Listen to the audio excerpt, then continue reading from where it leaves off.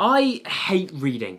That's what I said 60 days ago before I set on the challenge to read just 3 books in 60 days.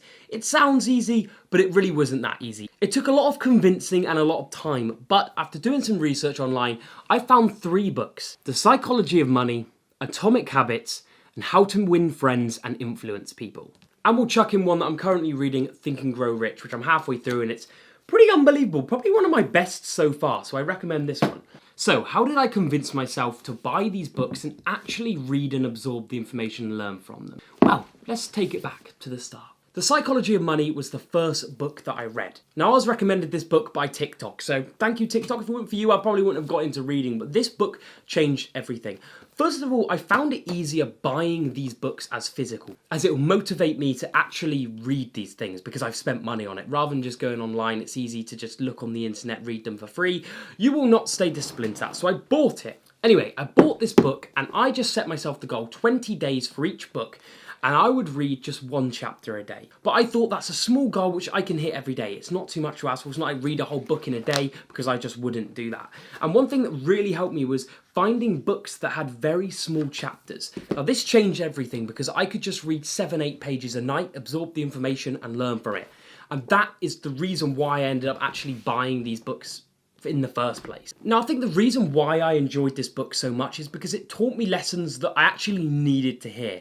For example, these days you can go on TikTok and find people making money and getting rich extremely quick. Well, this book teaches you to play the long game and being consistent, and it teaches you that making financial commitments every month, like for example investing every single month, over time can compound into something absolutely massive. It uses case studies like Warren Buffett, who invested all of his life and earned his 60-something billion net worth after he was 65, and that's all because he started investing. Did he invest a lot? Of course he started gaining a lot of money, but every month he would set aside a certain amount, and he did that for maybe 70 years of his life, and that's why he got so rich. And this is what this book teaches you. It teaches you how to play the long game and putting the odds in your favour where you're not risking too much, but you could get a massive return. That was one of the biggest lessons there. It's saying, be willing to invest money that you don't mind losing every month consistently for as long as you can live. And basically after that, if you invest it in the right places, which it even tells you in this book, like low index funds, you can get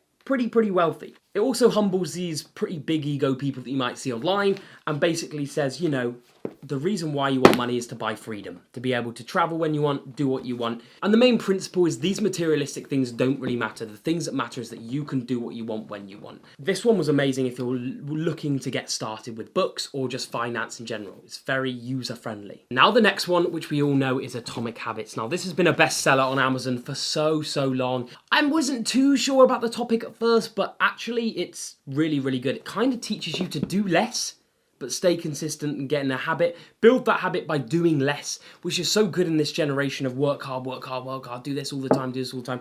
It tells you to kind of slow down and make small changes to make massive results, which is pretty much on the front of this book. Now, the main thing that I like about this book so much is it talks about the reason why habits are made and how you can change your habits. Like, for example, it literally goes into the science of habits and saying that habits is formed by triggers, and these triggers are simple things like it hits a Friday night and, I don't know, you go to the pub. Of course you're going to start drinking, but if you want to improve and not drink, then having that trigger of going to a pub on a Friday night, instead go to do something fun like go to a theme park. It's going to stop you from drinking. It's going to stop that trigger of thinking, oh, Friday night, pub.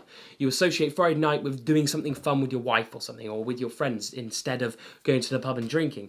It kind of taught me that. And I like this book because, as I said, it teaches you to do less, but more. For example, again, these triggers, if you want to go to the gym, it's simply just laying out your shoes in front of your door so that, you know, it's simple for you to see that and have a trigger, right, I'm going to go to the gym.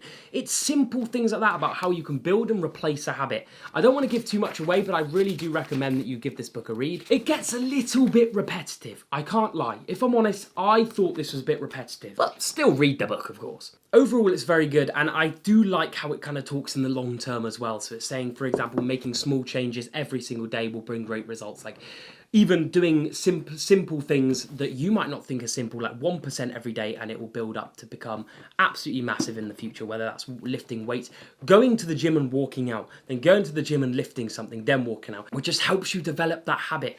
This book is great. I would recommend it to everyone. And the third book which I've read is How to Win Friends and Influence People. Now, this is something I've read on holiday. I literally read throughout the whole holiday. I was sat on an aeroplane. Even on the way back, I read literally all of it in a week. I like this book a lot because it's fantastic for just everyday life. Whether that's how to deal with an argument with your partner, or how to meet somebody new, or for example, if you're a business owner, how to talk to your employees and make them actually like you. And, you know, if you're in the workplace and you feel like you have a better idea than your employee, how to navigate that situation where you're both happy.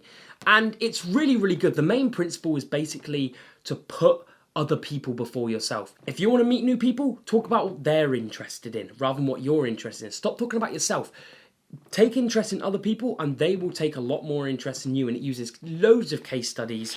It's absolutely amazing for work, friends, and as I said, relationships. I always think back to this book if I'm having like an argument or a little discussion with like my family or girlfriend, something like that. I'm always thinking, right, I've got to put them first. I've got to make them feel good, and then we can talk about how we can work through to suit myself, you know? Making the other person feel good so that you can feel good as well and they can understand your perspective as well. It's really good. Everyday life, I think it's amazing. And finally, I'm going to chuck this in because this so far has been really good. I'm halfway through it. Tells you how thinking makes you grow rich, like it says on the book. Please read it. I don't want to give too much away. It's just an extra bonus. But yeah, that is my favourite books, which has now led to me buying even more books. I'm now asking my family to get them for me for Christmas and birthdays and things. It's pretty sad, to be honest. But I've always wanted to get involved in books. People have always said books are the way to go because I think, yes, some of them can be a bit outdated, but overall the best information from the real professionals was books. Back in the day, this is all they had. And these have taught me a lot. I really think if you struggle to get into reading, do something educational. Read someone's biography or read books. It's actually going to genuinely help you, and there's actually a point to it. So that's this video. I hope you guys enjoyed. Please leave some requests down below because I'd love to know, because I want to get into reading more. I want to read more books. I need to finish this one first and then finish my next ones and then get some more. So yeah, thank you guys for watching. I hope that helped. Please do buy these books and I'll see you guys